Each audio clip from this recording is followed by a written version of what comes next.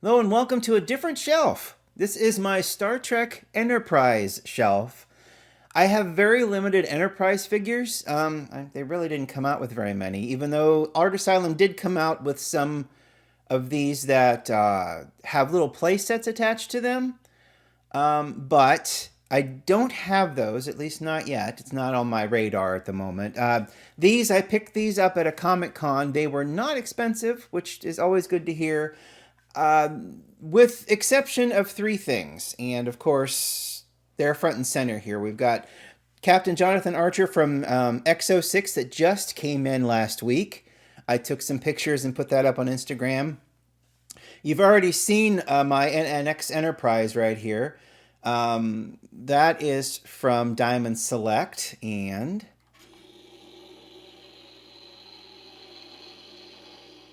yeah, there you go. And then Dr. Phylox here, who was an eBay find. Oh dear. All right, and this was an eBay find, and it's signed by John Billingsley, which is why I got this off of eBay. I have opened it up, I think. They've got the helmets. We'll go through this. We'll actually go through this right now. And we'll zoom in just a little bit. So like I said, that's John Billingsley's autograph right there. And I've never met him in person. It would certainly be a fun thing to do, but it's just not come up. But this is Dr. Phylox. He's got 2 extra heads. Isn't that cool? Very great, nice sculpt.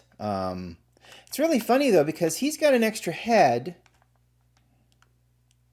And you can almost kind of see his head floating in this EV suit here. He's got extra hands. But if you check these ones out back here, and he's not going to stand up, by the way. Let's see Hoshi here. She's actually got a separate helmet that goes over her head along with a chest plate that kind of fits over the EV suits. But this is basically an away team inspired crew here. These are the ones we're dusting. We're not dusting the giant Scott Bakula, but we're going to look at him in depth here in just a second. Let's look at little Scott Bakula. Jonathan Archer, Captain, looking very suave. He's actually wearing the EV suit top, and you put the helmet over top of the little ring here, and it clips on. Whereas Commander T'Pol does not. Maybe this is just for the female characters? Very strange, because the 2 female characters not wearing their chest plates. But the 2 male characters I have here are. Isn't that interesting? There's Tucker. Do they come with extra hands? I don't see extra hands in here, but I do see some kind of strange series of bricks right there. Maybe it'll tell us. Let's see. Removable helmet with clear visor. That's nice. Removable chest plate and a backpack. Okay. Doesn't tell us what the Starfleet gear is, though. What's really fun, though, is Shran, the Andorian, is being done by Exo-6, and hopefully will be here before summer. So I'm excited about that. Pre-ordered them through Exo-6. All right, so let's talk about Dr. Phylox here, since he's out of the box. And like I said, he's the only one that's got a different head. He must have been a special order. I'm afraid I really don't know. This is an exclusive collector's edition. It's hard to say where this has come from. The only thing I have here is the box, stating that it's exclusive collectors, authentic EVA suit, and then artasylum.com, and then manufactured in 2002.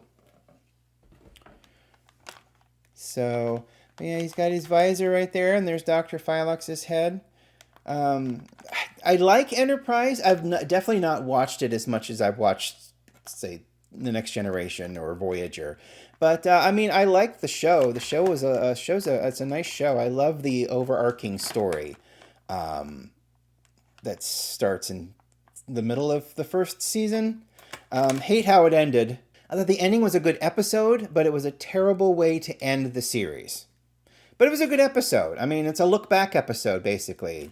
So that is John Billingsley as Phylox, and then the Enterprise away team. So we've already done the NX-01 Enterprise when I cleaned out the one cabinet, but we'll do a quick overview here. This is the Diamond Select release.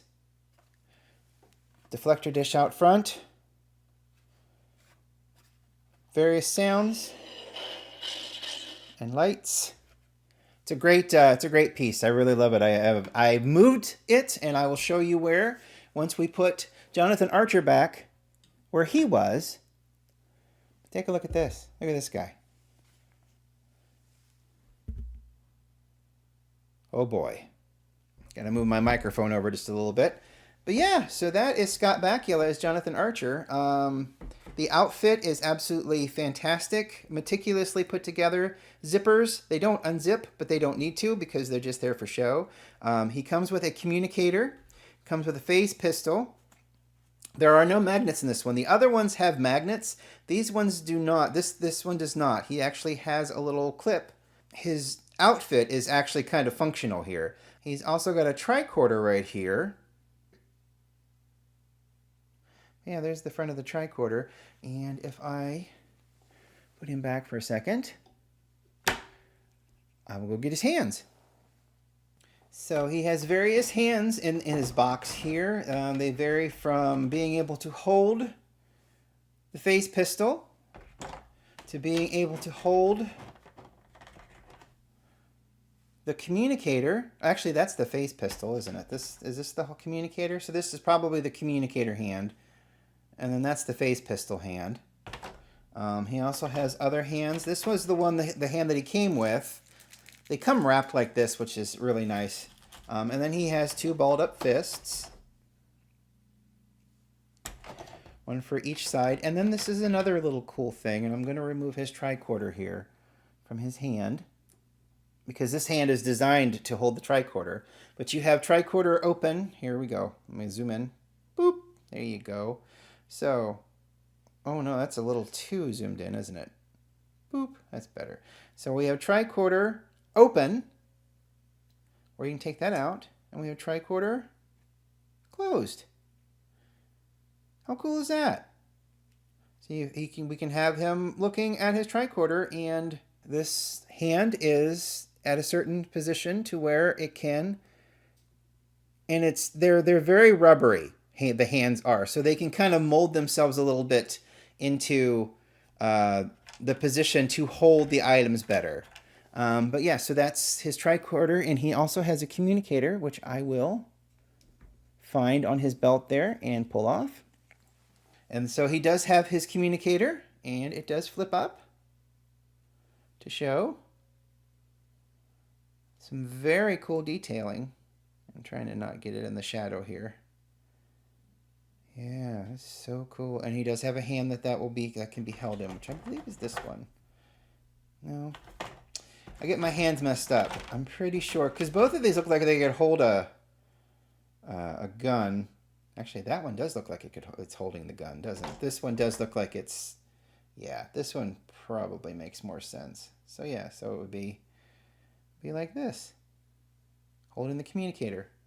There will be a time when I line up all of the Exo-6 characters, and we will be having an in-depth look at each one of them, because, you know, pretty soon I'm going to be running out of shelves to clean off, and they're all going to be dusted, and, you know, I'm going to have to find something else to do, basically. But, so let me get him in shot here. There you go. I know you can't see his head. Let me do this. Boop. There you go. So yeah, so I've got his communicator slotted in this loop down here, and it's got enough tension there to hold it. And then I've got him in a nice fun pose here where he's beat booping on his communicator.